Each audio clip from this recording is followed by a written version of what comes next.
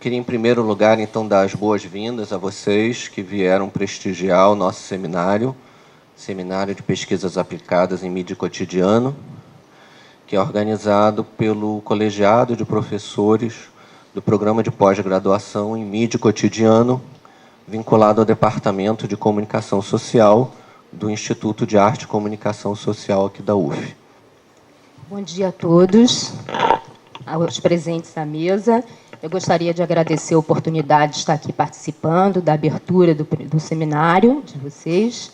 Estou representando o magnífico reitor, professor Roberto Salles, também o professor Antônio Cláudio, que é o pró-reitor de pesquisa e pós-graduação da PROP. Gostaria, primeiramente, de parabenizar a iniciativa da realização desse seminário. Nós sabemos o quanto é difícil a realização, reunir pessoas que possam participar de um seminário desse. E eu gostaria também de enfatizar a importância do seminário no contexto da pesquisa da nossa universidade. Os seminários, eles são ferramentas fundamentais para a divulgação científica, para o intercâmbio científico. É nesse momento que nós podemos mostrar o trabalho que desenvolvemos nos nossos centros de pesquisa. Então, o programa de pós-graduação em mídia e cotidiano está de parabéns por essa iniciativa.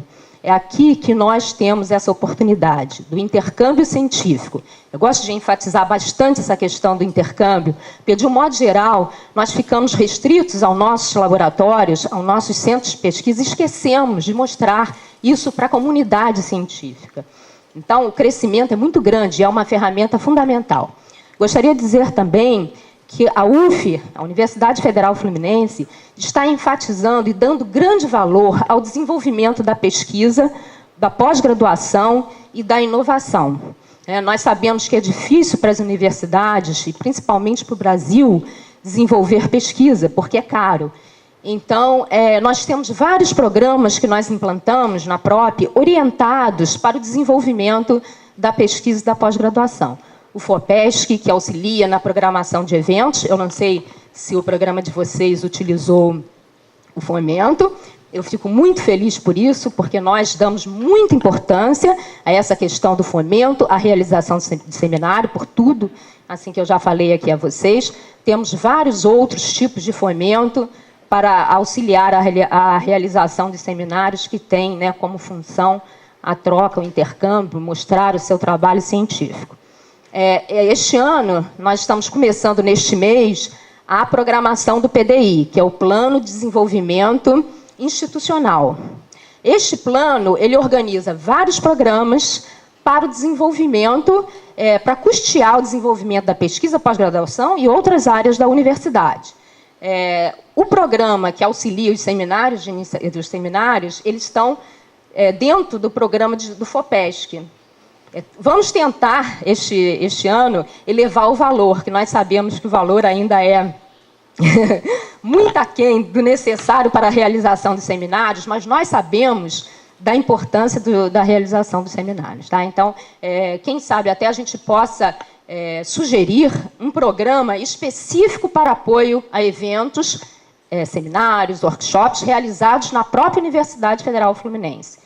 Então, nós agora, isso é muito bom, nós agora estamos preparando a Semana de Ciência e Tecnologia e nos deparamos com esse problema, mas da questão do fomento, mas este ano o PDI nos auxiliou com um montante para ajudar a realização da Semana de Ciência e Tecnologia, que nada mais do que a função final, esta função desse seminário que vocês organizaram, que é a divulgação da pesquisa científica na UF. Eu fico muito animada, apesar dos números não serem assim tão reais em termos de mostrar o quanto a UF tem desenvolvido em pesquisa, mas eu trabalho há 28 anos na Universidade Federal Fluminense e vejo o quanto esse crescimento tem sido logarítmico. Fico muito feliz. Eu acho que os seminários, como eu já falei aqui, eles são de fundamental importância para a divulgação das nossas pesquisas. E, portanto, tenho certeza que o evento de vocês será bastante exitoso e agradeço a participação de todos, dos que diretamente realizaram o seminário e aqueles que estão participando, que pararam as suas atividades, estão aqui acreditando, participando, contribuindo com as suas pesquisas. Obrigada. Bom dia a todos, estudantes, servidores e colegas, professores que estão aqui. Eu gostaria de dizer que é um grande prazer para a direção do IACS recebê-los e também gostaria de parabenizar os professores do Departamento de Comunicação Social por essa iniciativa de propor a criação de mais um programa de pós-graduação em Instituto Senso em nosso instituto. Realmente, como já muito bem ressaltou a professora Isabel, essa iniciativa é de muita importância, porque é um desafio coletivo, mas é um desafio que representa o nosso crescimento, apesar das dificuldades que também a professora Isabel muito bem ressaltou, que nós enfrentamos, mas não podemos, diante dessas dificuldades, esmorecer. No caso do IACS, uma das grandes dificuldades que nós temos é a questão da falta de espaço físico. Vocês todos devem sentir isso no dia a dia, né? E, apesar disso, o Departamento de Comunicação Social, o grupo de professores que está engajado nesse projeto, não se deixou arrefecer e, mesmo assim, está lançando essa proposta que é muito importante para a UF como um todo e para o IACS em particular. Nós estamos esperançosos de vencer esse problema do espaço físico com a construção do novo prédio no Graguatá, que já está sendo iniciada a edificação. Esperamos, até a final do ano que vem, estarmos com as acomodações bem melhores, inclusive com um auditório compatível para eventos dessa natureza, para receber os nossos convidados e também a comunidade do IACS. Nós entendemos que esse desafio coletivo é prova de que nós temos o anseio de crescer, né? Não só o Instituto crescer, mas também a UF, no seu esforço para pontificar como uma instituição acadêmica de excelência no cenário nacional. E a pós-graduação em mídia coletivo, que está em fase de implantação, como nós já ressaltamos, faz parte desse projeto de crescimento da UF. Ela é fruto do trabalho de um grupo de professores doutores do Departamento de Comunicação, como todos sabem, que desenvolve há 3 anos, vem trabalhando há 3 anos nessa proposta. E essa semente, que começou a ser implantada em 2007, começa agora a germinar e dar frutos. E o grande exemplo disso é esse seminário que estamos iniciando hoje. De maneira que nós, como diretores do IACS, temos orgulho de um corpo docente que acredita na capacidade de superação, na possibilidade de nos envolver em novos projetos, em novas parcerias, que com certeza ajudarão a manter jovem a nossa universidade, que esse ano completa 50 anos. Na realidade, uma jovem senhora, né? E o nosso instituto é um jovem senhor, porque nós completamos 40 anos no ano passado. Eu tenho certeza que também que o evento será coberto de pleno êxito e que trará muitos outros frutos ainda para o nosso instituto e para a nossa universidade. De maneira que eu agradeço a presença de todos e desejo a todos um bom e profícuo trabalho. Um bom dia para todos. Bom dia a todos. Eu acho que o pessoal de comunicação não é de acordar cedo.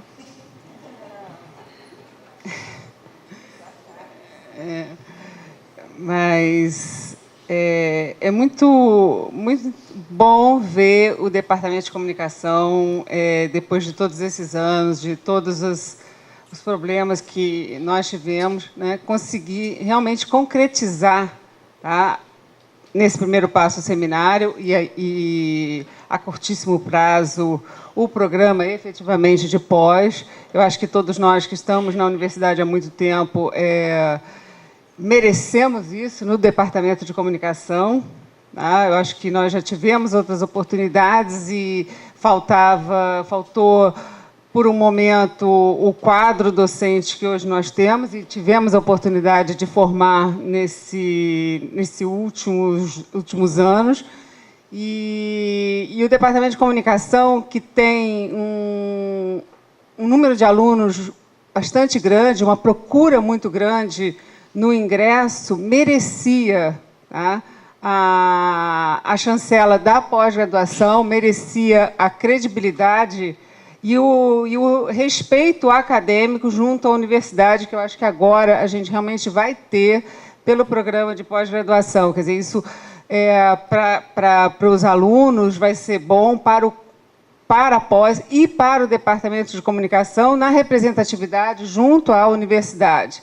Então, tem o aspecto da pesquisa, tem o aspecto da importância, mas tem um aspecto político de visibilidade junto à universidade, que eu acho que a comunicação, pelo curso que tem e pela responsabilidade que tem, sempre mereceu e agora vai poder concretizar. Parabéns aos professores, muito interessante, não só ao Fárbio, ao Adilson, que são professores, o Guilherme, professor Laura, professores mais antigos, mas os novos professores da universidade que abraçaram o projeto, se envolveram e agora vão conquistar esse espaço para a universidade, para o IACS e, particularmente, para o Departamento de Comunicação.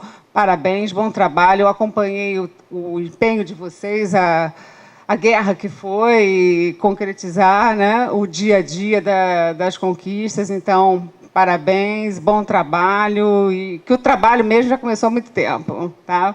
Bom dia a todos. Bom, como coordenador de um programa que ainda está em desenvolvimento, queria ressaltar aqui muitas palavras de vocês três, que são muito importantes, pelo esforço que esse conjunto de professores vem empreendendo há 3 anos, e alguns que se juntaram recentemente a esse projeto e vêm também se esforçando. Esse seminário é reflexo disso, é uma etapa nesse processo de constituição de um programa de pós-graduação no nosso departamento, e ele é reflexo não só do trabalho, mas da maturidade desses jovens pesquisadores. A maioria desses professores tem doutorado recente ou razoavelmente recente, e, no entanto, a gente tem conseguido desenvolver pesquisas relevantes, desenvolver trabalhos junto aos nossos alunos de graduação. E esse momento, para a gente, ele é muito importante, não só pelo significado, pelo simbolismo da concretização de uma etapa que a gente espera que nos leve à concretização do nosso programa em 2012, mas pela possibilidade de dialogar com esses alunos, de dialogar com outros professores, tanto do nosso departamento quanto de outros departamentos também, e expor os nossos trabalhos, expor as nossas pesquisas, ouvir outros professores, outros pesquisadores, alunos, seus comentários, suas contribuições para essas pesquisas, de forma que nós possamos continuar sempre crescendo, aprimorando o nosso trabalho, as nossas pesquisas. Eu acho que o espírito que rege esse programa, esse conjunto de professores, é um espírito do colegiado, da contribuição mútua, do trabalho coletivo, e é nesse sentido que a gente espera de vocês essa participação, essa contribuição, ouvir, participar, trazer ideias para que a gente possa construir um programa de pós-graduação em que algum dia vocês, alunos de graduação que estão aqui assistindo, possam, quem sabe, participar, ser nossos alunos, futuramente professores também. Então, eu queria agradecer novamente a todos pela presença, pela honra de estarem aqui, e dar por encerrada a nossa mesa de abertura, agradecendo aos presentes, para que a gente logo em seguida possa dar início à nossa primeira conferência. Muito obrigado.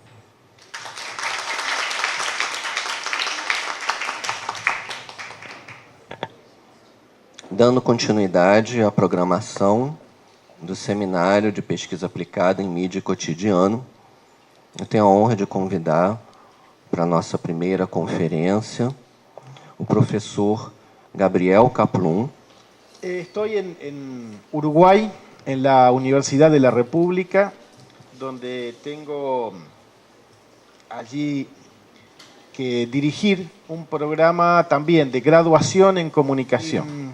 En ese programa de graduación estamos también, igual que ustedes ahora, construyendo una posgraduación, un centro de pesquisa y posgraduación.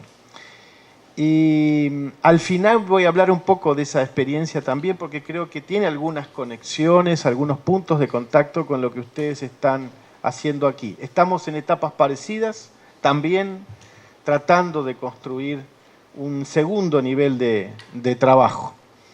Y tal vez algunas historias son parecidas, aunque seguramente distintas, porque las universidades brasileñas y las uruguayas son bien diferentes en algunas cosas. Eso da para otra conversación, daría. Mi fala aquí va a tener que ver con esta cuestión de las tradiciones en los estudios de comunicación. El título es un poco extraño, se supone que no puede haber tradiciones nuevas, la tradición siempre es vieja. Sin embargo, creo que vale la pena pensar cómo algunas tradiciones de mucho tiempo atrás están siendo repensadas hoy, cómo estamos construyendo el campo de la comunicación y de los estudios de comunicación en América Latina. Es una perspectiva latinoamericana, no es una perspectiva mundial, aunque tiene puntos de contacto con gente en otras partes del mundo. Con Adilson compartimos muchos espacios en la Asociación Internacional de Investigadores y vemos cómo hay esos puntos de contacto con otros lugares. Pero también nos miran mucho desde el mundo América Latina, porque hay, me parece, algunas peculiaridades del caso latinoamericano que vale la pena mirar con atención. En América Latina, ahora vamos a la primera diapo, funcionalistas y críticos, ¿sí? En América Latina, yo creo que el campo de los estudios de comunicación empieza a desarrollarse con cierta fuerza a partir de los años 60. Hay historias muy anteriores, hay universidades muy viejas que empezaron en los años 20, 30, 40, pero creo que el desarrollo más fuerte empieza en esta época. Y en esta época empieza a suceder algo que yo creo que es interesante, que es una tensión que hasta el día de hoy se mantiene entre miradas funcionalistas y miradas críticas en el campo de la comunicación. En el caso de las miradas funcionalistas hay una influencia fuerte de los estudios de comunicación norteamericanos, especialmente los de Estados Unidos. Aunque también en Estados Unidos hay muchas cosas distintas, y eso daría para otra historia que no voy a poder entrar ahora, creo que los primeros estudios de comunicación en América Latina y la formación en las universidades tiene esta influencia muy fuerte en los estudios de jornalismo, de periodismo, como decimos en español, publicidad, relaciones públicas, etc. Y por otro lado, una presencia muy fuerte de los estudios críticos, con una influencia europea, aunque no solo europea, en verdad también hay influencias norteamericanas aquí, no son solo los europeos, pero sobre todo la Escuela de Frankfurt, con Adorno, Horkheimer y demás, tuvo una influencia muy fuerte en estas miradas críticas. Los estructuralistas y los marxistas estructuralistas en particular, por un lado, y por otro lado, una influencia muy fuerte de los estudios desde el campo de la semiótica. Los estructuralistas, especialmente los marxistas, sobre todo miraban la propiedad de los medios de comunicación, las estructuras de poder que se dan en esos medios, y su crítica estuvo fundamentalmente dirigida al problema del poder en los medios. La idea central y muy pertinente para América Latina es que los sistemas de medios de comunicación son un reflejo igual que el resto de los aparatos ideológicos, como decía Althusser, un reflejo del poder en la sociedad.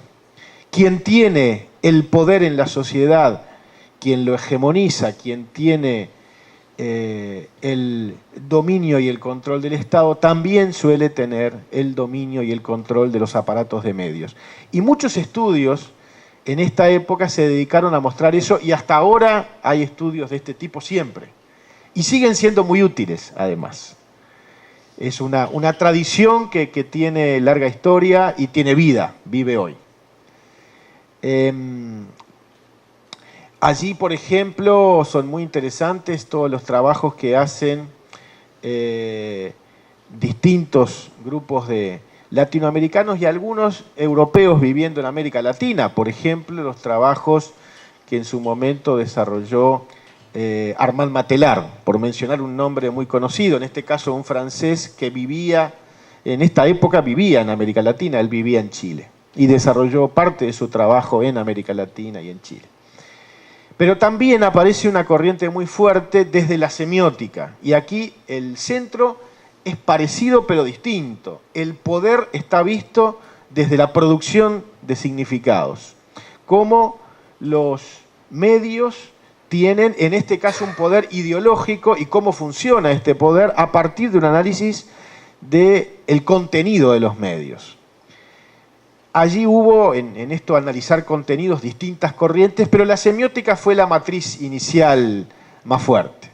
Los estudios que trataban de mostrar cómo los medios producen sentido a partir de lo que más tarde algunos llamarían una deconstrucción de los medios, un tratar de entender su lógica interna de construcción de sentidos.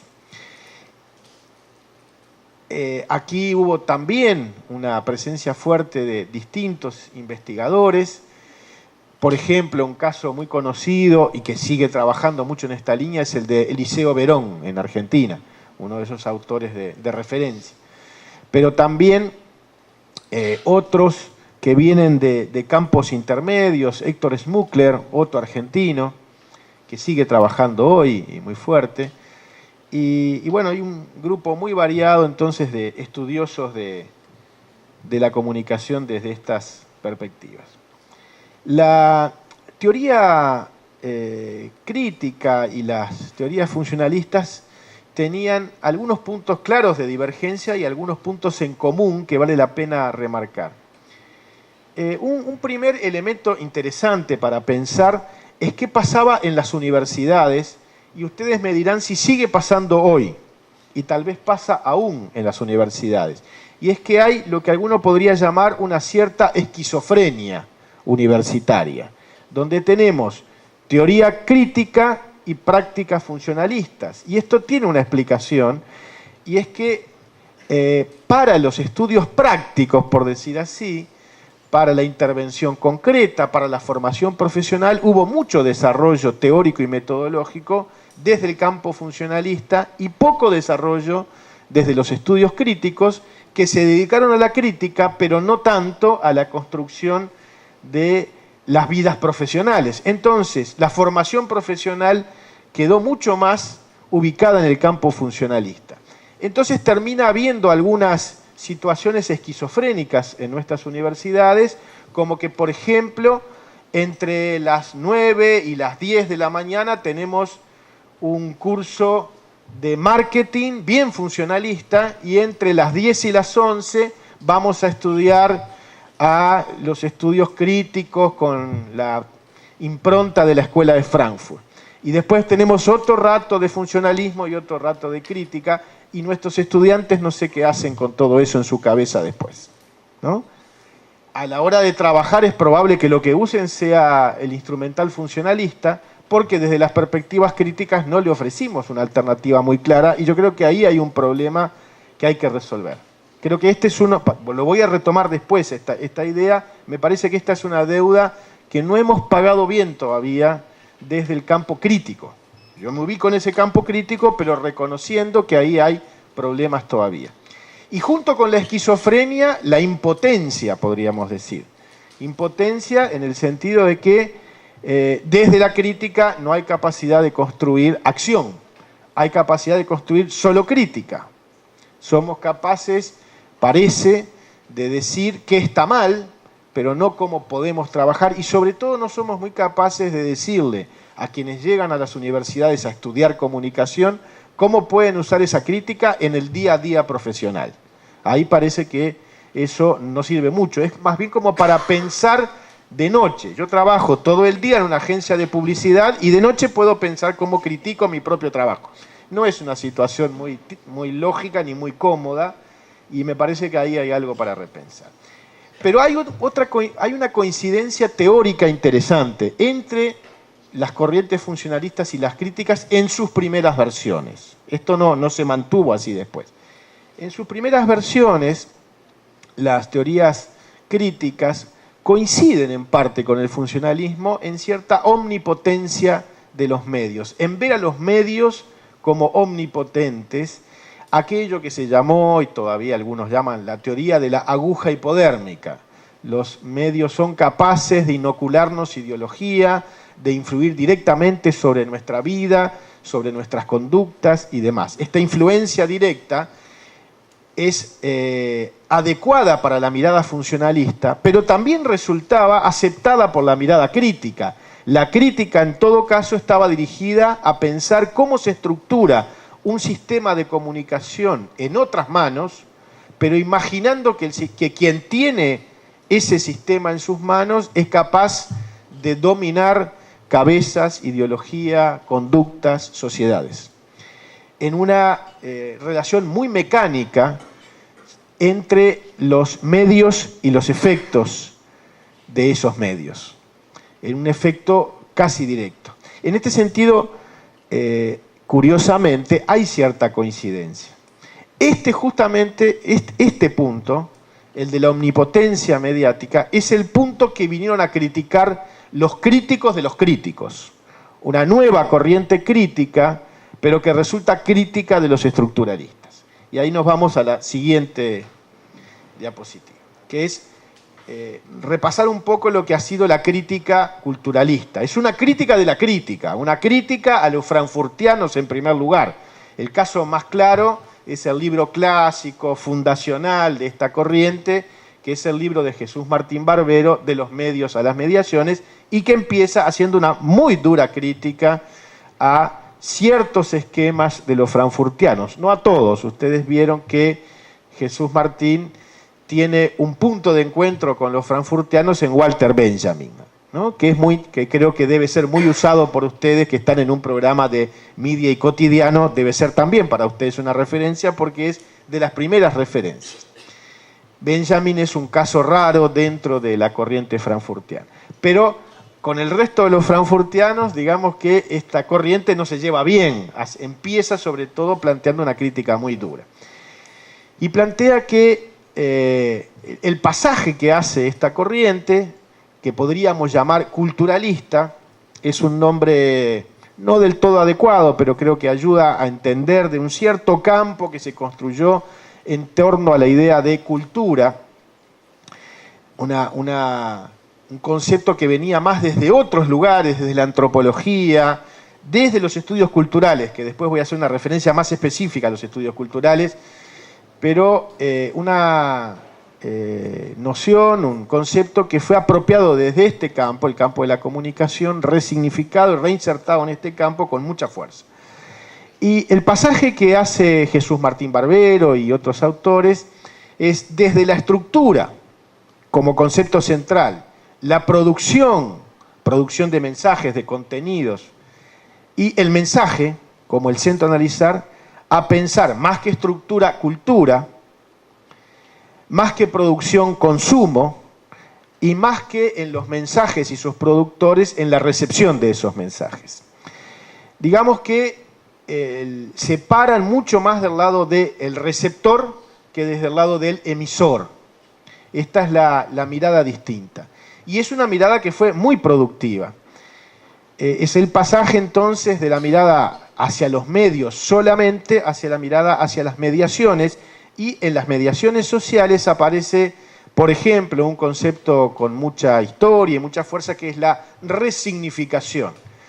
Dice Jesús Martín, por ejemplo, está bien, se produce significado, pero el que recibe resignifica. No es cierto, y este es el punto central de la crítica que hacen a los anteriores críticos, no es cierto que el efecto es inmediato, porque yo puedo estar mirando un programa de televisión, pero yo veo una cosa y tú ves otra distinta, dependiendo del medio social en el que estamos, dependiendo de las condiciones en que lo vemos, dependiendo sobre todo de las mediaciones y no solo del medio. Mediaciones que hacen a el ámbito familiar, el ámbito social, territorial, en definitiva, que hacen al entorno cultural en que cada uno vive. Entender entonces el entorno cultural, por un lado, y por otro lado, pensar los medios como parte de ese mismo entorno, entender que forman parte de ese entorno y que con eso hacemos cosas, es bastante distinto que la mirada inicial. La mirada inicial de los críticos es ¿qué hace la televisión con la gente, con las personas? Esta es la mirada de qué hace la gente con la televisión, ¿sí? ¿Qué hacemos las personas con la televisión? Y ahí hay todo un universo de investigaciones que surge a partir de allí. Investigar entonces por qué algunos formatos, como la telenovela tan popular en Brasil y en toda América Latina, tienen tanto arraigo en los sectores populares, y entenderlas no solo como, y definitivamente no como, un operativo de ideologización, sino también como un gran receptáculo de sueños de todos los latinoamericanos puestos allí. Esta crítica de los críticos fue muy productiva, ha sido la corriente dominante quizás en los estudios de comunicación desde los años 80 hasta ahora, ¿sí? Tuvo fuerza y tiene mucha fuerza.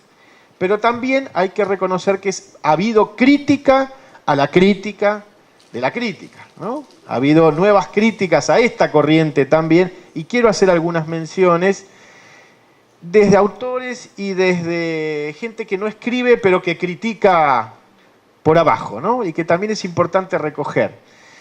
Algunos han escrito estas cosas, otros no tanto.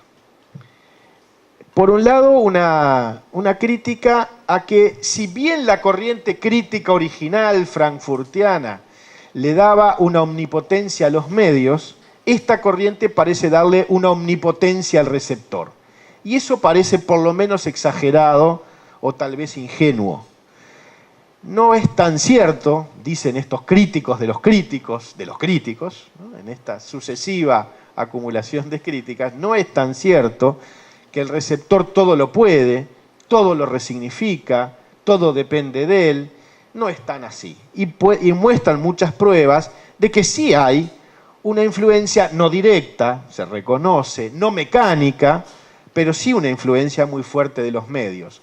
Es cierto que todos vemos distinto, pero no tan distinto entre todos, ¿sí? Entonces, la primera crítica que se le hace a la corriente culturalista tiene que ver con lo que algunos creen que podría ser una cierta ingenuidad, y otros incluso creen que ni siquiera es tan ingenuo, que puede ser un poco cómplice. Sobre todo pensando en que la corriente crítica nace a mediados de los 80. El libro de Jesús Martín es de esa época, ¿no? El de los medios a las mediaciones, son años 87, creo, de la primera edición, ¿no? De los medios a las mediaciones. Y justo en esa época estamos entrando en pleno neoliberalismo en América Latina. Entonces, algunos dicen, esto no resultó tan casual, porque en realidad el culturalismo, que ocultó y ganó durante un buen rato la hegemonía en el campo académico y desplazó a los primeros críticos estructuralistas del foco central académico, esta crítica resultó también funcional al neoliberalismo de alguna manera, porque terminaba siendo una especie de glorificación del consumo y del receptor autónomo, sobre todo en sus versiones postmodernistas, donde no tenemos por qué incluir a los propios fundadores.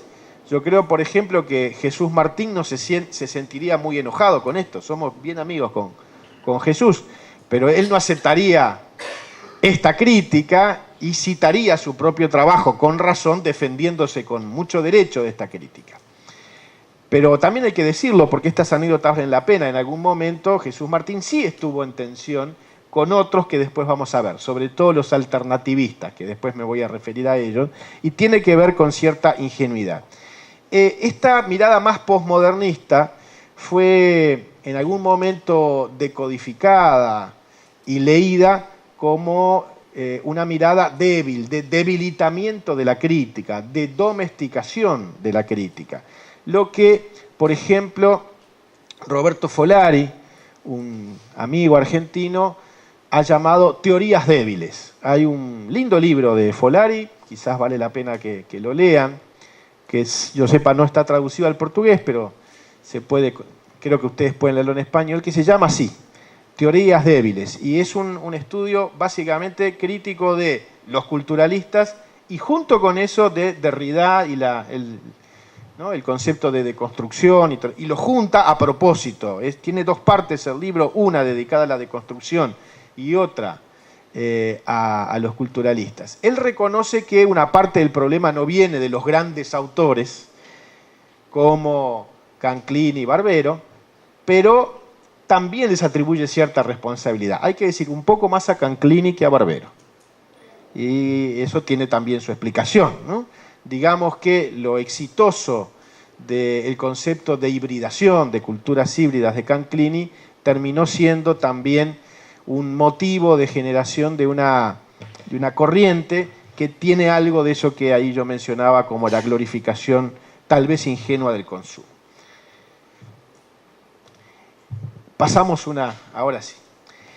¿Qué estaba pasando mientras tanto en el campo concreto de los sistemas y las políticas de comunicación? Ahora salgo un poco de los estudios y trato de meterme en la realidad de los medios en América Latina en los años 70, 80, 90 y al día de hoy. Me parece que mirar lo que estaba pasando fuera del campo académico vale la pena para entender un poco, con muchas conexiones con el campo académico. En los años 70 y 80 aparece, sobre todo el año 80, es el año de la marca de todo esto, el NOMIC, para los más jóvenes, Nuevo Orden Mundial de la Información y la Comunicación. Un concepto que nace a partir del informe McBride, que la UNESCO aprobó en su asamblea de 1980 y que proponía generar en todo el mundo políticas de comunicación e información mucho más igualitarias, mucho más democratizadoras. El informe NOMIC se publicó con un título muy sugerente, Un solo mundo, voces múltiples. Ese nombre ya dice mucho sobre qué se quería empujar. Es cierto que vivimos, y ya se estaba pensando en los 80, sin usar la palabra globalización, pero se estaba pensando en eso. Estamos en un mundo cada vez más integrado, pero tenemos que ser capaces de dar lugar a las muchas voces que hay en ese mundo y que hoy no lo tienen. Y por eso hay que generar un nuevo orden mundial de la información y la comunicación. En América Latina este proceso tiene una paradoja, una contradicción complicada.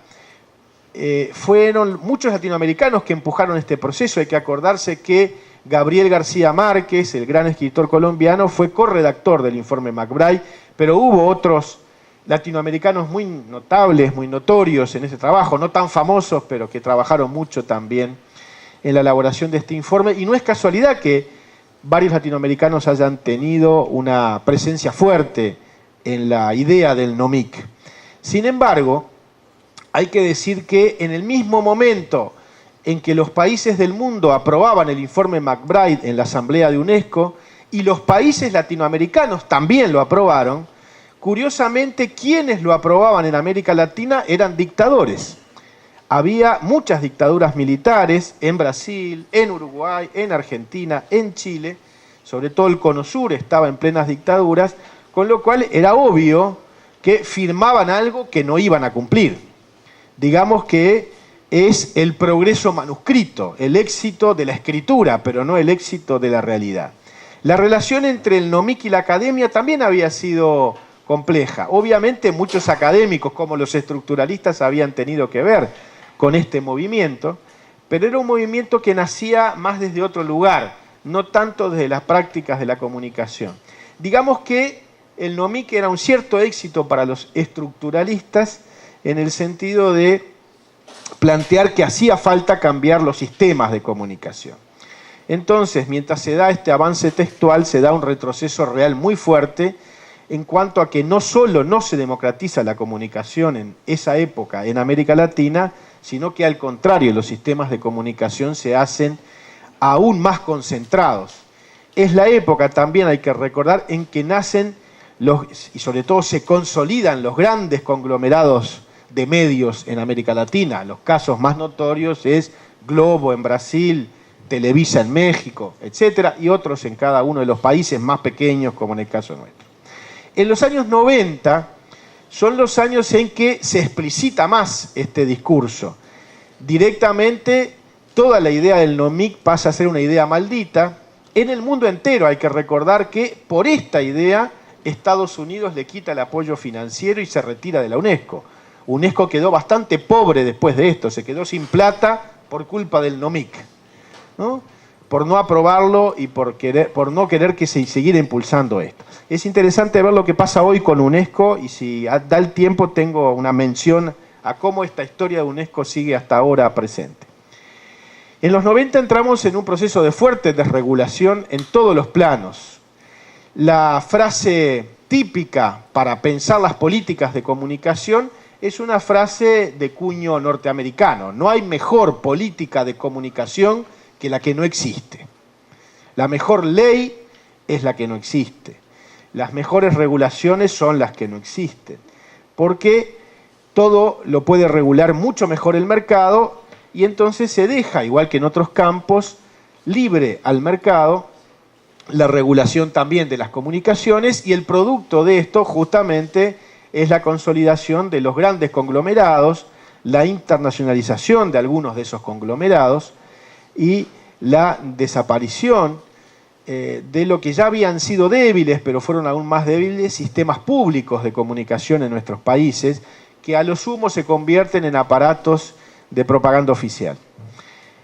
En los años 2000, sin embargo, la ola neoliberal empieza a ceder. No es que pierde fuerza completamente, ni mucho menos. Algunos dicen que en realidad nunca la perdió, que mantiene una fuerza ideológica muy fuerte, aunque ya no tenga tanta presencia en los gobiernos de la región. Pero, en cualquier caso, es una época de retorno de la política. La política deja de ser una mala palabra. No todo tiene que ser regulado por el mercado, sino que los estados pueden y deben intervenir en muchos campos de la vida social y también en el campo de la comunicación. Aparece también con fuerza algo que venía desde los años 80 y 90, pero que se consolida más, que es la idea de sociedad civil, la necesidad de una presencia de la sociedad civil en todos los campos de la vida social. Y esta idea de sociedad civil es una idea bien rica y bien problemática a la vez. Algunos dicen, por ejemplo, que el concepto de sociedad civil es un concepto potente, que tiene incluso parentescos con algunas ideas que están en Gramsci, ¿sí? Y otros creen que, por el contrario, sociedad civil es la mejor manera de civilizar a la sociedad. Sobre todo cuando sociedad civil es un concepto apropiado por el Banco Mundial, el BID y los organismos de cooperación internacional que dan plata para que la sociedad civil intervenga y han producido, por ejemplo, lo que algunos han caracterizado como la ONGización de la sociedad civil. Convertir todo movimiento social en una ONG que pasa a depender de proyectos, financiamientos y demás y deja de ser un movimiento social y se convierte en una institución muy acotada a las reglas de juego del sistema. En todo caso, los años 2000 creo que son una rica época para retomar el problema del poder de los medios, pero sobre todo para pensar este problema más bien como el problema de la inserción de los medios en las tramas del poder, el papel que los medios juegan en las tramas del poder. ¿Se está entendiendo bien? ¿Sí? ¿No hay problema con el idioma? Sí. Bueno. Mientras esta historia política y social y intelectual y académica se desarrollaba, había otra corriente que había nacido ya en los años 60 y 70, que se mantuvo en los 80, que se diluyó tal vez un poco en los 90 y reaparece con más fuerza en los años 2000. Que es la corriente de los alternativistas, para ponerle un nombre que no es adecuado, igual que con los culturalistas, pero creo que ayuda a pensar algunas cosas. Es para simplemente agrupar varias corrientes posibles. Esto de alternativa, comunicación alternativa, uno de los tantos nombres que tuvo. vieron que hay muchos nombres posibles: comunicación alternativa, comunicación participativa, comunicación horizontal, comunicación popular, comunicación comunitaria. Es muchísimos nombres, no todos iguales, y es interesante ver por qué tantas diferencias, si es solo un problema de nombres. Yo creo que no es solo, aunque a veces hay sí un poco de obsesión con el nombre propio que cada uno quiere poner.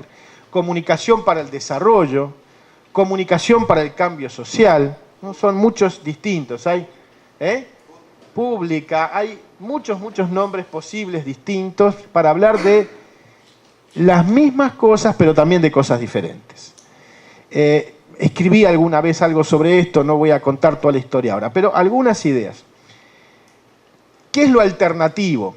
Yo creo que hay como dos grandes corrientes dentro de estos alternativos. La alternativa en el mensaje y la alternativa en el modelo de comunicación. Y a veces las dos cosas juntas. Para algunos alternativos, la alternativa está fundamentalmente en decir algo diferente de lo que dicen los grandes medios.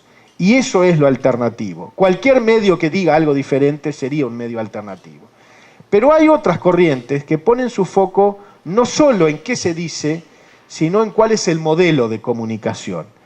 La procura aquí, la búsqueda es a un modelo más dialógico, más participativo, donde no haya esa separación entre emisor y receptor, sino una construcción de un emirec, de esa figura del emisor y receptor a la vez, de interlocutor.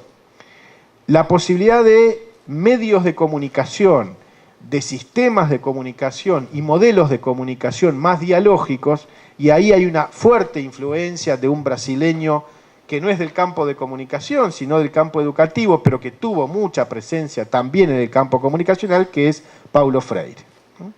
Bien conocido de todos ustedes. Esta idea no se contrapone a la de mensajes diferentes, pero hay un acento bastante distinto, y a veces estas dos corrientes tienen cierto enfrentamiento entre sí, porque para algunos no basta con decir algo distinto, si no se lo dice también en un contexto distinto, y si no se lo construye de un modo más dialógico, y si no se hace eso, no sería realmente una alternativa desde este punto de vista. Podría haber una comunicación alternativa, pero autoritaria, y esto no es la alternativa que están buscando estos modelos. Pero también hay aquí otras discusiones entonces que están en juego y que ponen en diálogo y ponen a la vez incómoda a esta corriente, tanto con estructuralistas como con culturalistas. Los alternativistas no estaban en el campo académico en general, no disputaban la hegemonía intelectual. En todo caso, trataban de construir hegemonía social, hegemonía en el sentido que Gramsci le daba al término, la hegemonía en los distintos espacios de la sociedad y no tanto en el campo intelectual y académico. La entrada de los alternativistas al campo académico es bastante tardía y no se ha dado en todos los lugares. Por ejemplo, en mi universidad, en graduación, hay jornalismo, hay publicidad, hay audiovisual, cine, pero también hay comunicación comunitaria como una alternativa, y eso, por ejemplo, no está presente en todas las universidades. En Uruguay, por ejemplo, la universidad pública, que es donde yo estoy, Uruguay es muy chiquito, somos solo 3 millones de habitantes, hay pocas universidades, hay una sola universidad pública que tiene su graduación en comunicación, que es donde yo estoy trabajando, y es la única que tiene esta opción de comunicación comunitaria. Las privadas no tienen esto.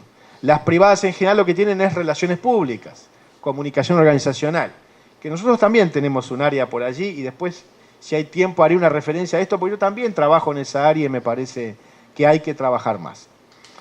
Desde una mirada distinta y crítica, pero hay que trabajar más.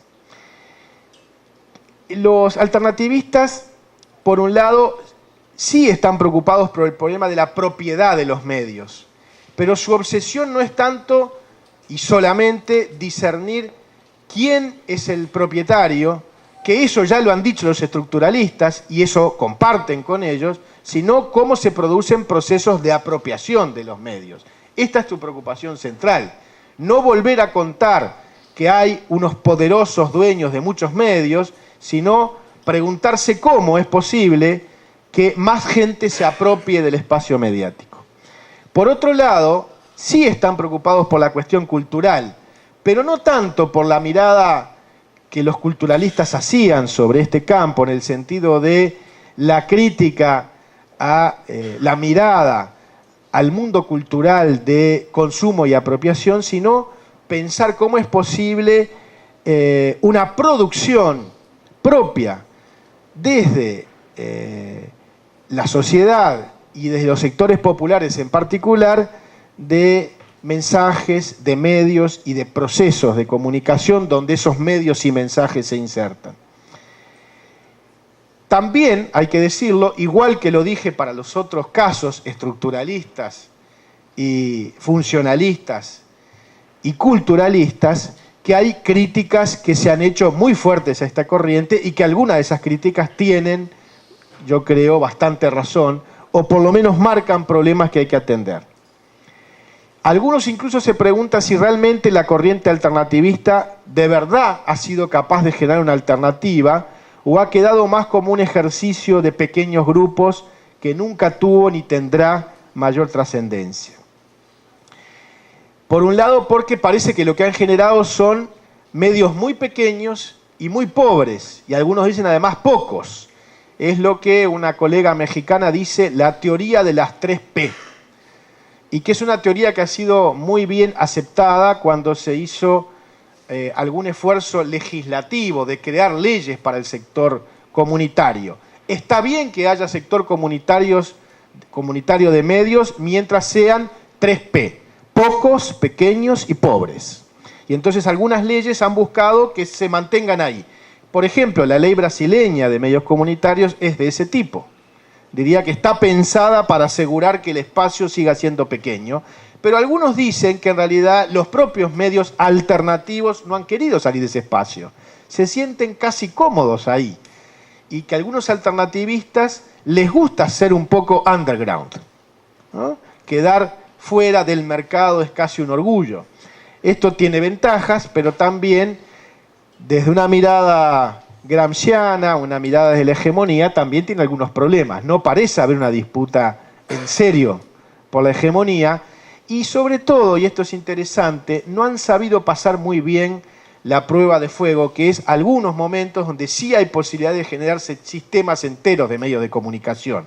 Por ejemplo, ¿qué pasa con los medios de comunicación en el caso más viejo, que es el cubano, y donde los medios de comunicación en todo caso parecen muy pobres, y lo reconocen, para empezar, muchos de los gobernantes cubanos? He tenido oportunidad de conversar con algunos ministros que reconocen esto. Pero ¿qué pasó, por ejemplo, en Nicaragua con el sistema de medios? ¿O qué ha pasado en otras experiencias donde se intenta construir sistemas de medios y donde la alternativa tiene posibilidad de mucho más espacio? Es interesante ver qué pasa también en mi país, en Uruguay, con un gobierno de izquierda, qué pasa en Brasil con un gobierno del PT, con los medios públicos, con los medios comunitarios, etc. Por otro lado, la otra crítica que se le ha hecho a los alternativistas es que la manera en que han construido su discurso muchas veces, sobre todo desde la corriente alternativista preocupada por el mensaje, es una manera que se aleja mucho de las narrativas populares y se termina alejando de la gente a la que quería representar, con un discurso muy panfletario y que resulta muy poco atractivo para los sectores populares. Está bien que no quieran hacer el mismo teleteatro de siempre, pero ¿por qué no un teleteatro también? Por ejemplo, hay que decir también que dentro de esta corriente hay gente que sí se ha dedicado a construir ese tipo de alternativas, por ejemplo, el teleteatro o el radioteatro. Bueno, un caso conocido es el de mi padre, que trabajó mucho en esta línea, ¿no? De construir alternativas, pero también desde la narratividad, desde el relato popular. Algo que no está en ninguna diapositiva, pero que quiero decir, juntando esta con la anterior, con la de las políticas de comunicación. Esta corriente, unida quizás con las anteriores, ha generado una discusión más nueva que empezó a fines de los 90 y comienzos de los 2000 y que está en curso ahora. Recién estuvimos hace un mes juntos en Portugal con Adilson y discutimos sobre esta cuestión. Es la teoría de los 3 sectores de medios de comunicación. Una teoría que está teniendo bastante éxito práctico, si ustedes se fijan, al menos en algunos países, al menos, y quiero decirlo, en el caso de Argentina y de Uruguay, que conozco bastante bien. La idea central es que los sistemas de comunicación deberían tener un equilibrio entre 3 sectores: el sector público, el sector privado y el sector comunitario. O, como me gusta decir a mí, el sector público estatal, el sector social comunitario y el sector privado comercial. Y estas precisiones a mí me importan. Abro un paréntesis ahora. Sobre las palabras puede haber la sensación de que es inútil ser precisos, pero es un terreno de mucha disputa. Les voy a contar una pequeña anécdota. Estamos ahora discutiendo una nueva ley de comunicación en Uruguay. Y yo estoy presidiendo un comité consultivo para esa nueva ley. En ese comité consultivo están los dueños de los grandes medios, están los comunitarios, etcétera, etcétera. Los dueños de los grandes medios dicen que ellos no aceptan la etiqueta de privado comercial. Dicen sector profesional. Ese es porque la idea es, nosotros somos profesionales, ellos son amateurs, ¿sí? Y esto va muy bien con cierta idea alternativa. Vieron que la pelea por las palabras importa mucho todo el tiempo, ¿no? Vamos a ver si aceptamos usar este nombre que ellos quieren usar o qué hacemos con eso, ¿no? Porque están dando una pelea también, están dando una pelea por el poder, pero esa pelea por el poder ellos se dan cuenta que hay que darla también en el terreno de las palabras. Y es bien interesante pensar esto. Esta teoría de los 3 tercios tenemos discusión. Adilson, por ejemplo, no está de acuerdo conmigo en esta teoría y está bueno que en estos días se discuta. Yo fui muy impulsor de esta teoría. De hecho, en Brasil, en un congreso de estos grandes así brasileros, invitado por profesores brasileños, hice mi primera exposición de esta teoría. Un artículo que está publicado en la revista de Leptic, ¿sí? Que se llamaba una nueva agenda política y académica para la comunicación en el Mercosur. Y lo que proponía era pensar política y academia en sintonía, pensando desde la teoría de los 3 tercios. Insisto que esta teoría está teniendo un cierto éxito. Por ejemplo, la ley argentina de medios de comunicación, de servicios de comunicación audiovisual, reserva 1/3 para cada sector, para cada uno de estos 3 sectores. La ley de radiodifusión comunitaria de Uruguay, que se aprobó antes solo para comunitarios, reserva 1/3 para el sector comunitario. 1/3 de todas las frecuencias de radio y televisión, ¿sí? Reserva que no se está cumpliendo, pero en la ley está. Es el primer avance, ¿no? Se avanza de a poco en estas cosas. Y ahora estamos discutiendo en estos días, en ese comité que les contaba, sobre los 3 tercios. Y está compleja la discusión. Vamos a ver cómo se desarrolla. Ahora vendría algo que creo que... Sí, pasamos a la siguiente diapositiva. Que creo que decir un poco por qué me parece que en los años 2010, en esta década que está empezando, es un buen momento para rearticular tradiciones entre estructuralistas, culturalistas, alternativistas, tomando algunas cosas que vienen de la UNESCO y que vienen de aquella vieja historia del informe McBride. Abro paréntesis aquí también como porque me olvidé una mención de UNESCO hoy, que vale la pena. Pregunto a los profesores aquí, no le pido tanto a los alumnos, ¿han leído los indicadores de desarrollo mediático de UNESCO? ¿Conocen ese documento? Sí. Bueno, ese documento es la teoría de los 3 tercios también, ¿sí? O sea que es una teoría, es casi eso, equilibrio entre sector público, comunitario y privado, ¿no? Insiste también, tiene otros elementos, pero tiene una fuerza muy grande ahí y es un buen argumento para este tipo de esfuerzos teóricos. Tú dices que no es esa teoría. Lo vemos después, conversamos después. Bueno, pero UNESCO, digamos, retoma con los indicadores de desarrollo mediático, busquen, ¿no? Procuren en internet y van a encontrarse un documento de 70 páginas que se aprobó en 2008, es bastante reciente, y que es la recomendación del Programa de Desarrollo de las Comunicaciones de UNESCO para el mundo. Yo estuve como invitado en el Comité Intergubernamental en marzo, que se reunía, y vi las primeras evaluaciones de estudios de este tipo. Justamente ahora estamos empezando en Uruguay un estudio con UNESCO de este tipo, con los indicadores de desarrollo mediático.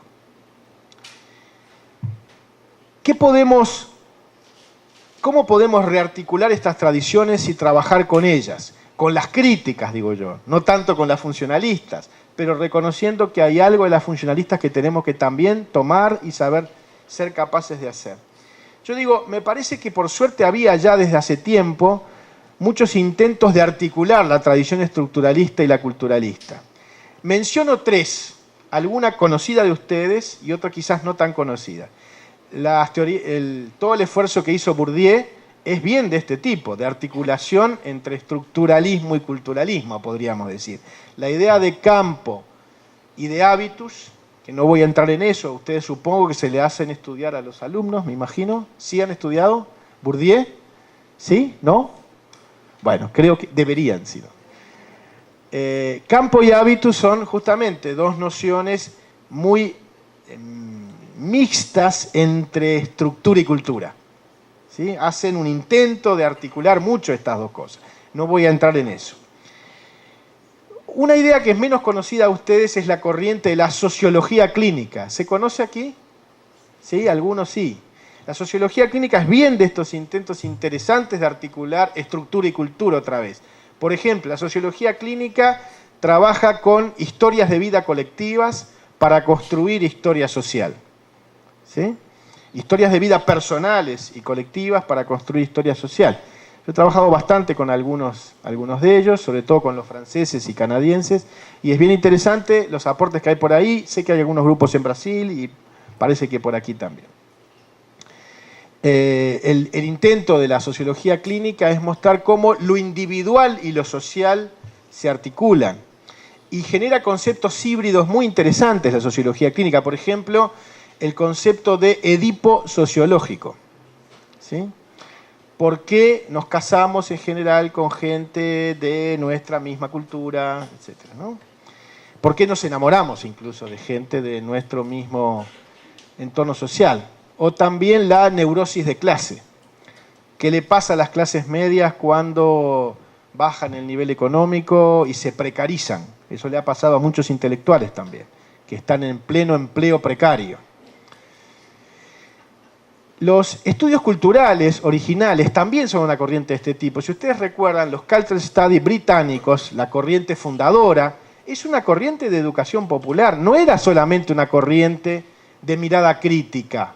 Eran gente que fundaba la Open University en Inglaterra, que, digamos, se dedicaba en idioma inglés, no se llama igual, a la educación popular. Es muy parecida en ese sentido a las cosas de Freire. No hubo ningún contacto entre estas dos cuestiones, pero tienen mucho de parentesco en el estilo en su nacimiento.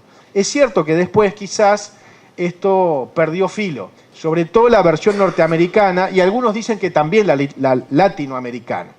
Hay una discusión muy interesante dentro del campo de estudios culturales. Yo hice mi doctorado en estudios culturales, por ejemplo, en Ecuador, y si bien se llama estudios culturales, algunos creían que ni siquiera correspondía ya el nombre, porque estaban más con la idea de interculturalidad, construyendo la idea a partir sobre todo del desafío indígena para países como los de Ecuador, Bolivia y demás, de pensar otras epistemologías distintas que las occidentales. Digamos que ahí hay todo otra, es decir, más ligado a los postcoloniales, ¿no? a esa otra corriente que ha tenido un desarrollo posterior. Digamos que ahí hay un campo interesantísimo de intentos de articular estructura y cultura. También la deconstrucción sigue siendo útil para nosotros, siempre y cuando sea no solo deconstrucción, sino también apropiación.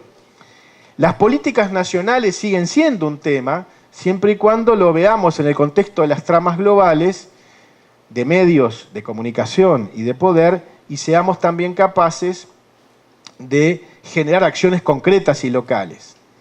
Yo creo que hay una cosa que está faltando, ese es un deber nuestro, y los invito, ahora que están construyendo un programa de posgraduación y un programa de investigación más fuerte, que están construyendo este programa de Media y Cotidiano, ojalá también hacer esfuerzos de este tipo, que es construir teoría intermedia para la acción social crítica. Yo lo llamo de esta manera, teoría intermedia para la acción social crítica. ¿Por qué teoría intermedia? Porque teoría crítica tenemos mucha, desde el culturalismo, estructuralismo, de todas sus reformulaciones, etc. Pero nos está faltando ese link, ese nexo entre el trabajo teórico y la acción práctica, que creo que está necesitando a su vez teoría específica para poder trabajar, ¿sí? Y teoría capaz de actuar en la práctica. Por ejemplo, la teoría crítica útil para un jornalista, útil para quien trabaja en la comunicación organizacional, útil incluso, y esto es más complicado, para quien trabaja en publicidad. Ahí hay una complicación mayor, pero también. Y después me gustaría hablar de eso con Adilson y con todos, que ya se enojó.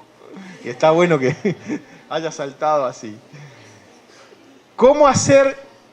¿Podemos trabajar en una agencia de publicidad desde una cierta perspectiva crítica? ¿Cómo sería? Si es posible, ¿cómo es? ¿Con qué teoría?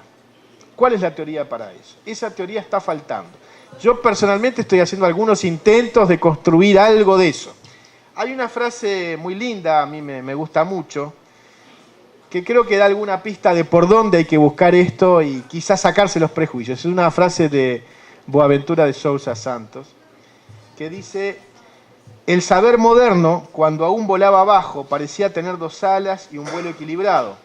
A medida que creció, vio como las 2 alas eran desiguales.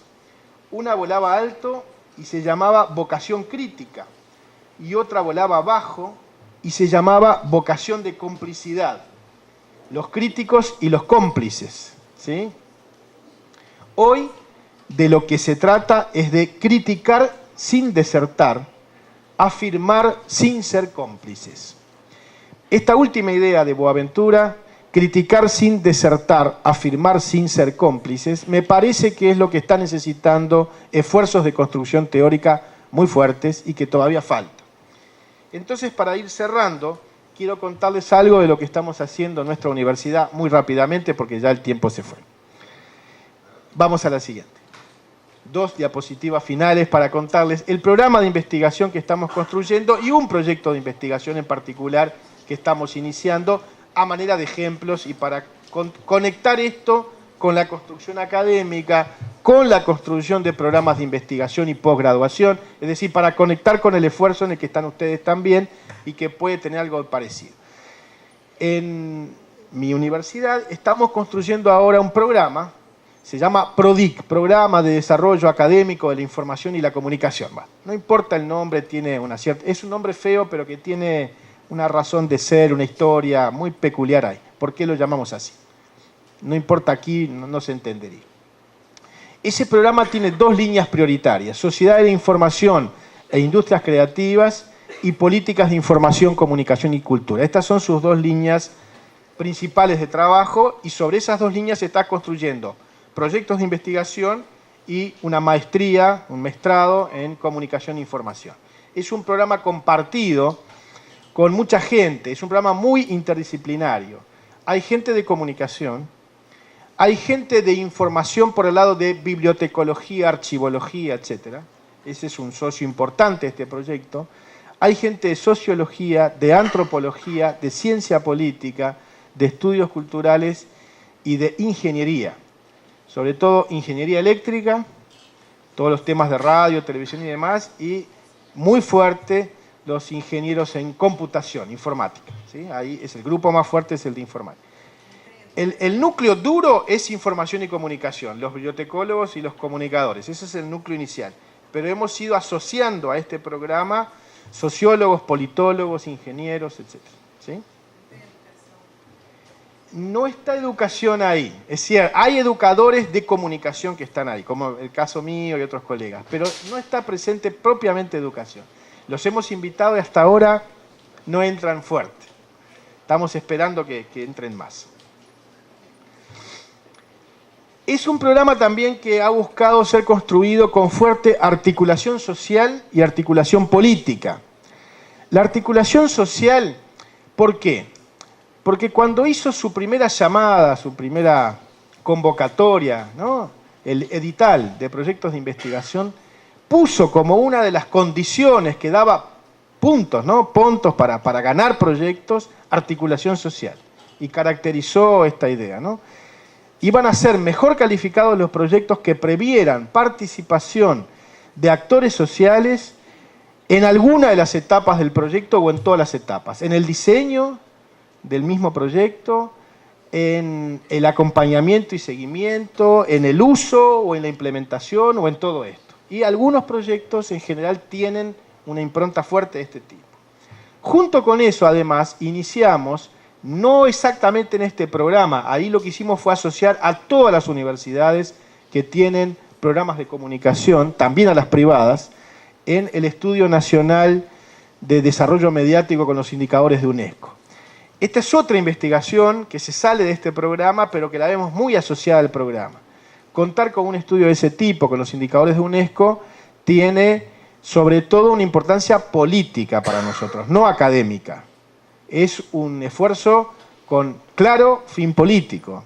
Porque ¿qué es lo que queremos? Tener un espejo de la situación mediática de Uruguay que sirva para discutir políticas, ¿sí? Y que sea poco discutible porque tiene el sello de UNESCO y el sello de todas las universidades, públicas y privadas, ¿sí?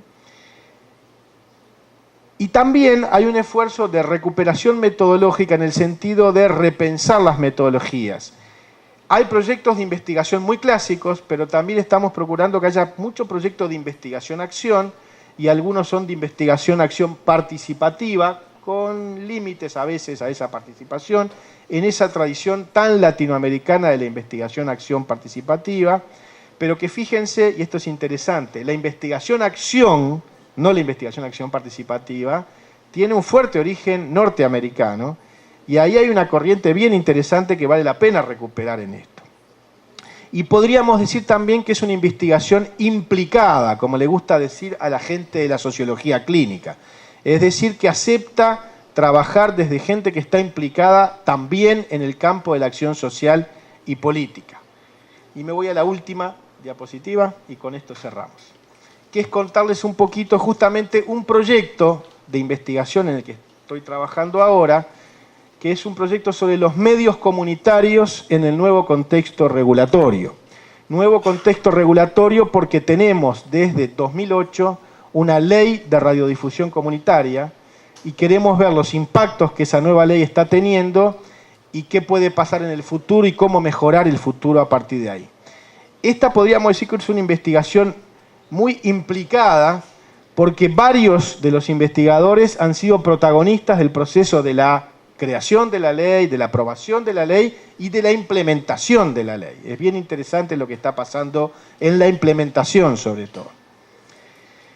Este proyecto tiene tres componentes básicos. Uno, bien tecnológico, y ahí están los ingenieros trabajando, que es ver cuál es la cobertura de las radios y los canales. En realidad solo hay radios autorizadas, no hay canales de televisión todavía con esta ley.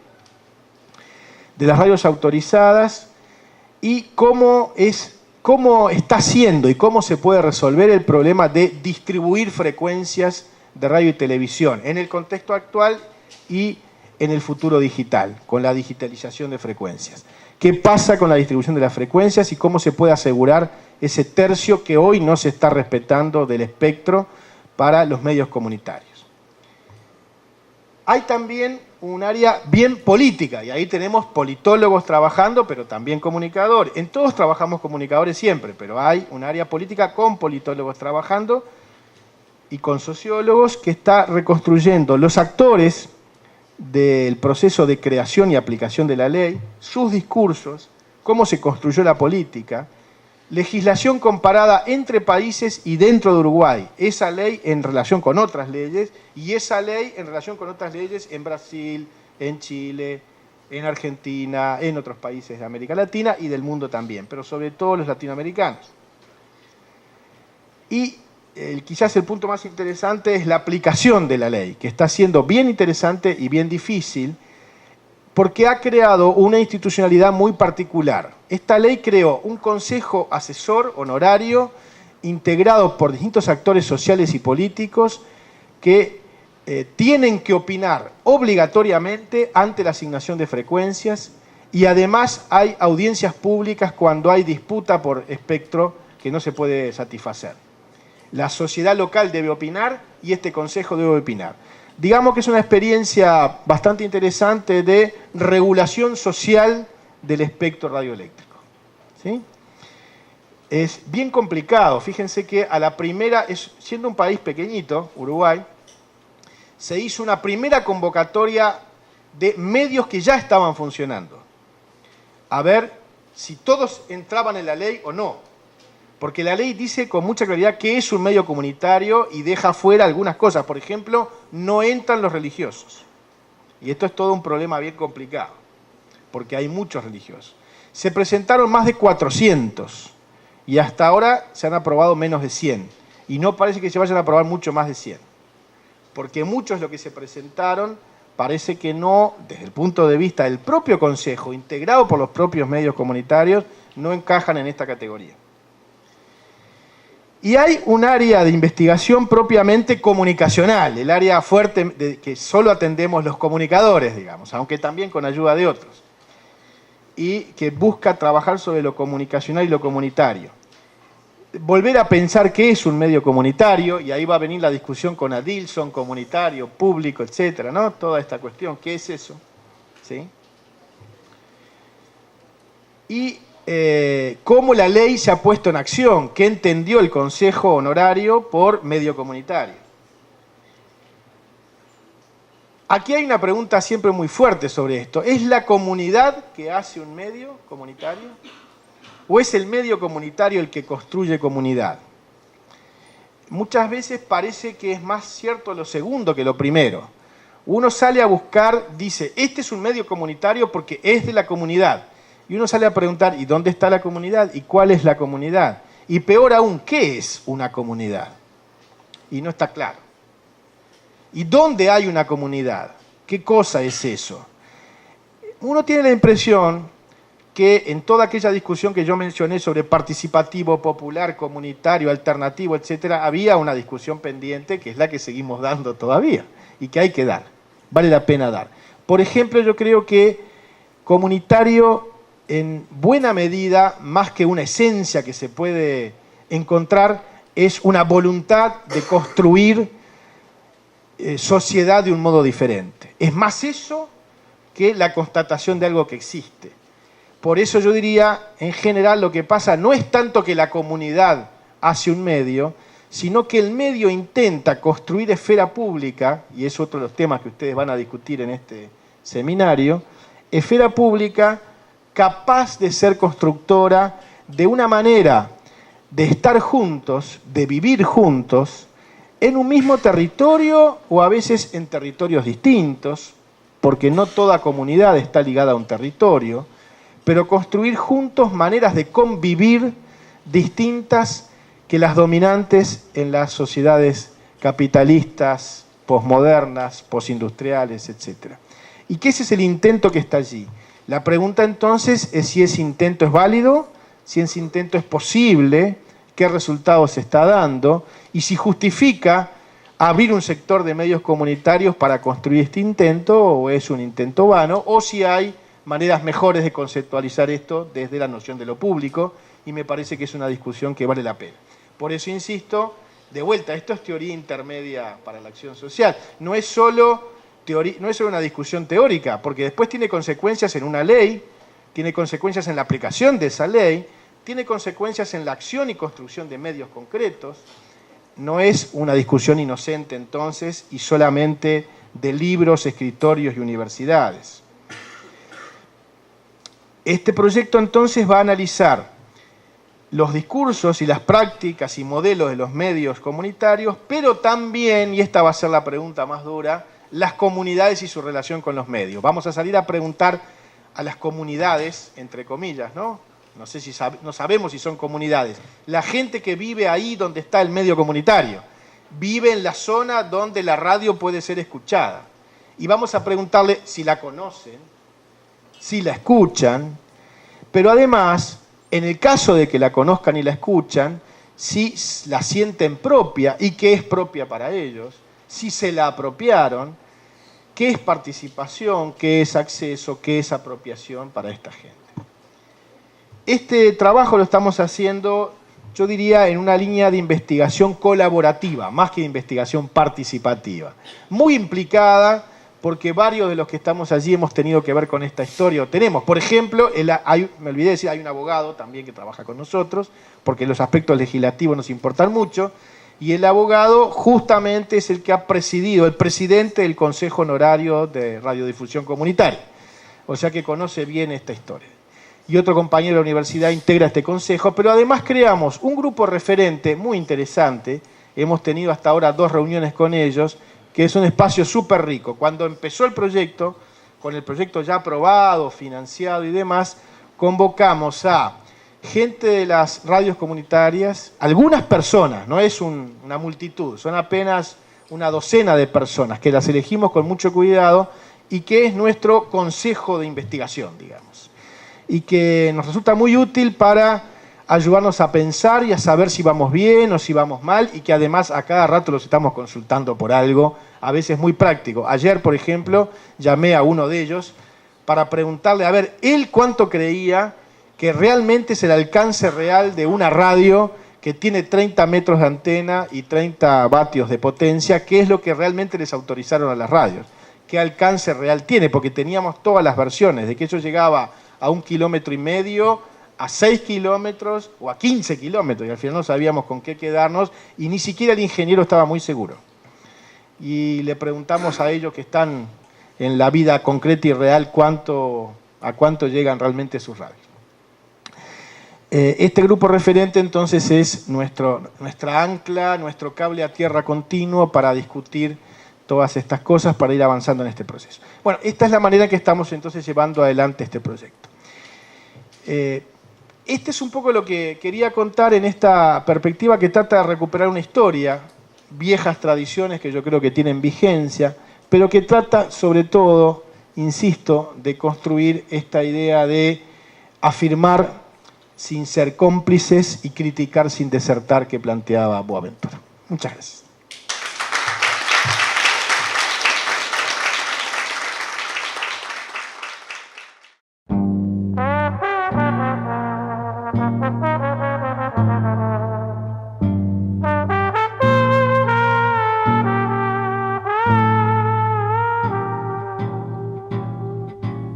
Todo dia ela faz tudo sempre igual. Me sacode às 6 horas da manhã, me sorri um sorriso pontual e me beija com a boca de hortelã.